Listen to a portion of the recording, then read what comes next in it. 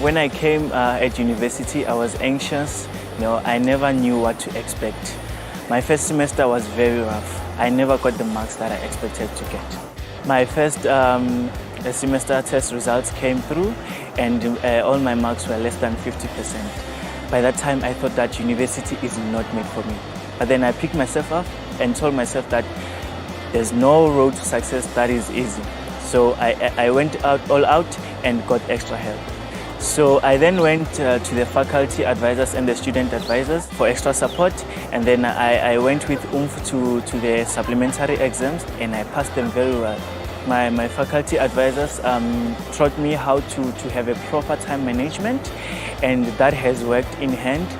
And now I'm happy that I will excel in my modules and I will graduate on time.